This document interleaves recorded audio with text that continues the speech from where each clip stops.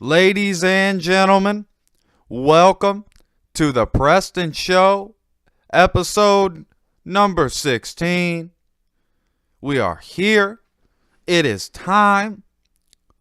It is Wednesday. We are at the hump of the week, right? This is the hump day. That's what everybody calls it. So everybody has coined it. The millennials have done it.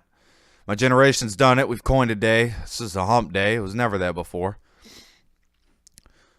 We got a good lineup today. Good lineup. A lot of stuff going on. A lot of news. A lot of news this week. We're going to talk about the most important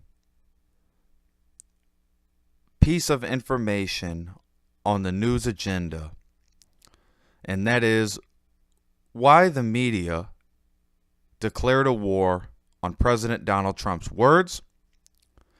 We're going to talk about Nestle, the candy company and the branch of Nestle that does candy, has sold. So we're going to talk about that. Other than that, folks, we're going to have a great time today. Stay tuned. All here on the Preston Show, episode number 16. We got TMZ asking Gabrielle Union about President Trump's Haiti comments. This frustrates me. This frustrates me a lot. And not what they're accusing President Trump of saying, because we've heard no audio. We've heard nothing conclusive. We have no evidence. No, absolutely zero evidence that in a court of law would be admissible. So first, I want to start this off by just getting this out of my system. Let's just go ahead and get this out of my system. Let's just get this out of my system here. So Gabrielle Union, big badass. First off, okay, you're not even qualified to speak on politics or anything of the sort. Now, I understand they ask you the question, whatever. You have a right to have an opinion. But when your opinion is volatile, your opinion is not necessarily an opinion, it's more of throwing insults, then it becomes something that I look at as you have no clue what you're talking about. You have nothing to back it up. And not only that, because of who you're married to is why you're famous. So moving on from that, she called the president's mouth a shithole. Yeah, she did. Yes, she did. It's okay for her to say it. I guess it's not okay for the president to say it. But she's going to be high and mighty on her high horse. And by high horse, I mean Dwayne Wade. Then fine. So be it. But just remember, words have responses.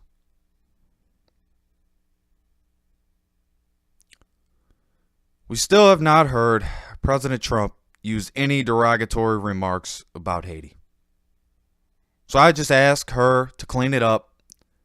I'd ask everybody else with this type of attitude and this type of language to clean it up. And if you really want to drive your point, if you really want to drive a message, let's be professional, right? You're a professional. You're supposed to be. You're not a very good one. But let's be professional, folks. Moving on to more important news. And what a disgrace the major news outlets have been lately, right? What a disgrace. So indifferent to the president that we get these cooked up stories and they interview these whack jobs. And what do we get out of it? What did we get out of TMZ interviewing her? What do we get out of the interviews they have with the Democrats? Absolutely nothing. Sheep-skinned, ludicrous, irate tyrants that they interview so these lunatic ideas can feast without any discourse. And I'm sick of it and I'm fed up. The American people are fed up. And that's why the American people, in a vast majority, elected President Donald Trump. Remember, if you don't vote, you don't matter. Remember that. because the midterm elections are coming up. And if you want to matter, you need to vote. Nestle sells its candy branch to the Italian company PTRO. This is over $2 billion on the price tag. All right, let's not forget the Italian candy maker PTRO makes Nutella and a golden wrapped chocolate. You've all probably had it around a holiday time. Delicious. Nestle, and that story reported by One American News is where I heard it first. Nestle, honestly, and just honestly, Nestle's a great company. And I've always liked Nestle. I've always been a fan. From childhood on, it's one of those companies I've always been high on. And I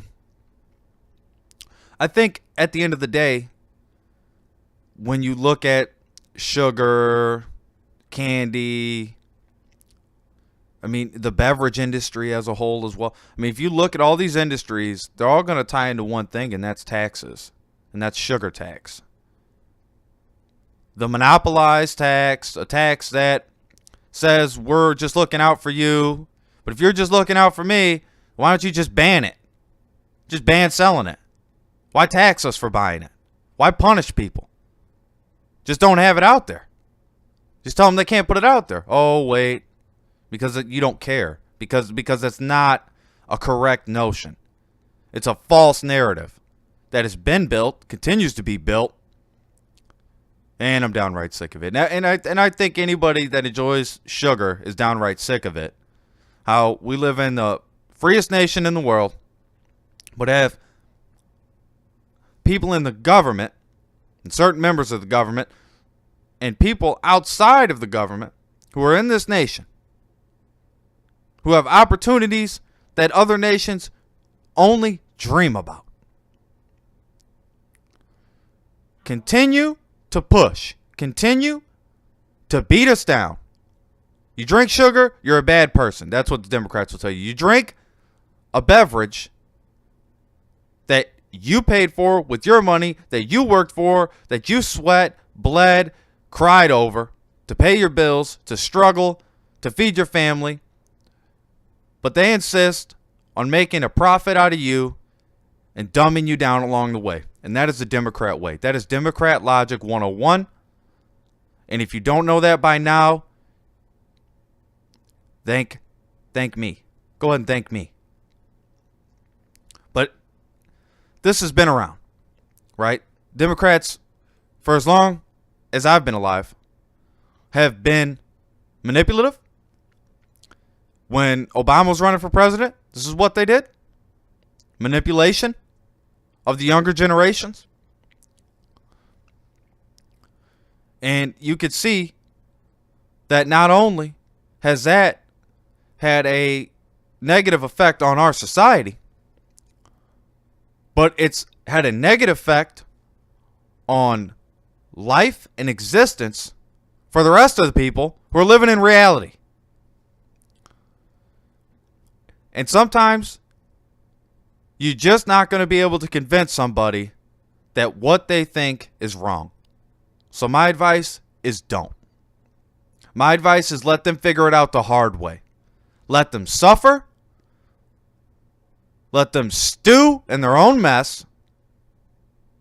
And then when they figure it out, they can get their sorry asses up and get back to what it really means to be an American, what it really means to be a part of this country, a part of your neighborhood, a part of your community.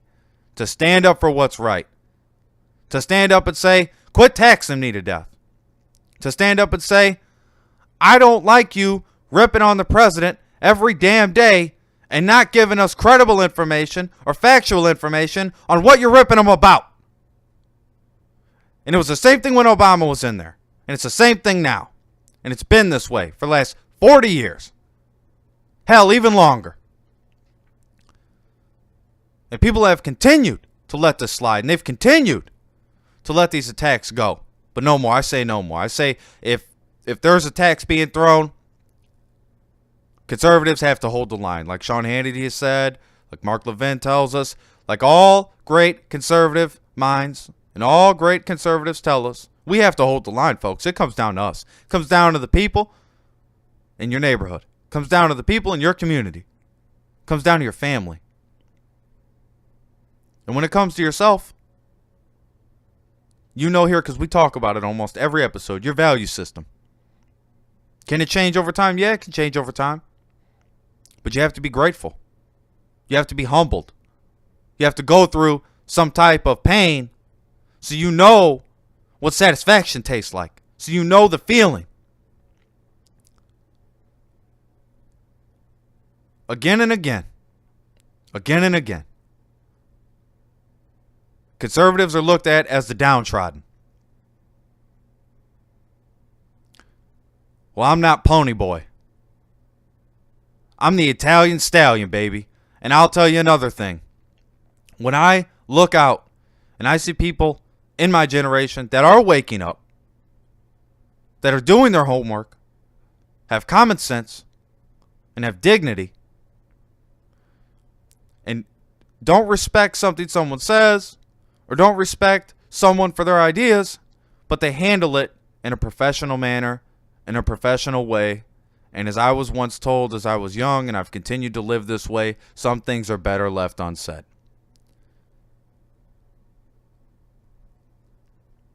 We must understand that coming together, that brotherhood, that restoring faith in each other is going to be the ticket for us to have a beautiful country going forward. We got to have each other to lean on. But if you're shallow, no one can lean on you. I understand times can be hard. Families can be torn apart. We've seen it with politics. We've seen it with drugs. We see it in our society. We have to restore faith in each other. We have to be able to talk about the problems. We have to be able to understand that conspiracy is oftentimes a bad thing, but it's not something you should never partake in. Do your research, do your homework, figure out the facts for yourself. Don't listen to the superstars. Don't listen to people who have made it off someone else's back and didn't put in the work and effort, didn't grind it out like the rest of us. People marry into wealth. People are handed down wealth. Although I'm not mad at those people. We will always see things differently. And that is the beautiful thing about our country.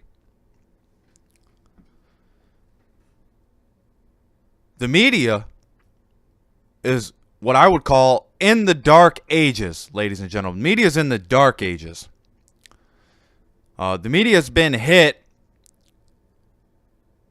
by a plague of fake news. And it is a plague.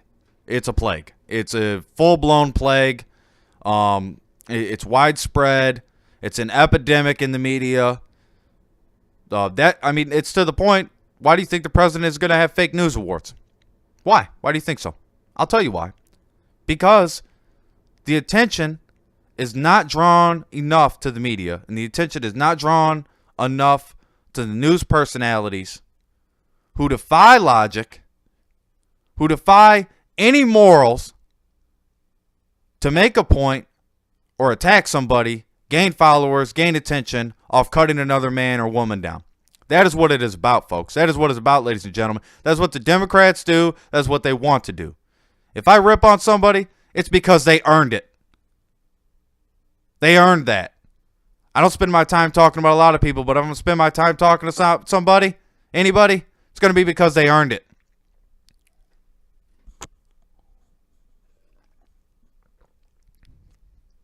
Values are a funny thing. But it would be a sad thing if you don't understand what yours are. It would be a very sad thing.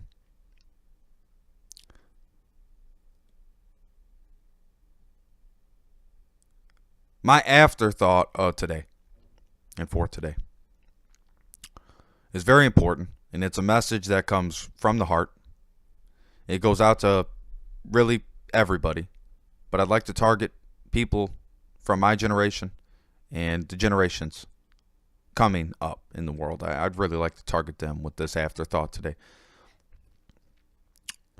Research and data tells us from ages 15 to 25,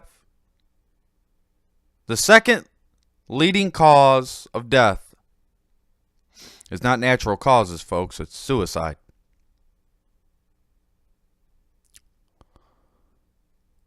It's real. Social media is I wouldn't say criminal, but I would say if you're looking for where a lot of this is coming from, you'll know where to point to. Of course, it's home life. Of course, it's things that have happened in the childhood. But that's not every case. And every case is unique and different. But every single person, whether I like you or not, is special, is important, and to me, I value you. It doesn't mean I will respect you, because I respect nobody that takes the easy way out. I can only feel loss for their family and feel loss for what they could have been. But for a person who goes through the hard times, a person who sees things with a clear view, not a foggy mind,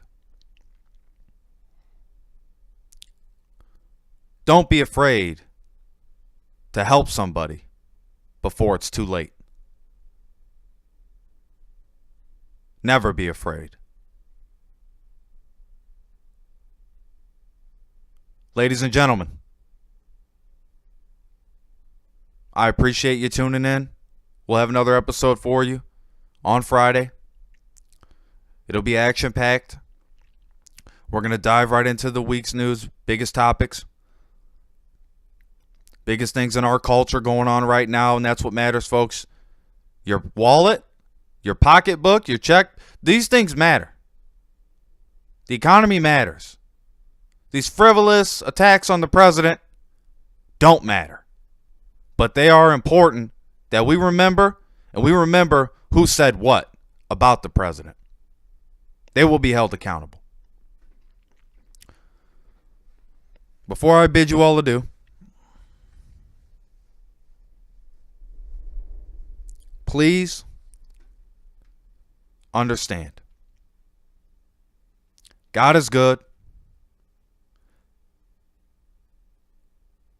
Our country is strong.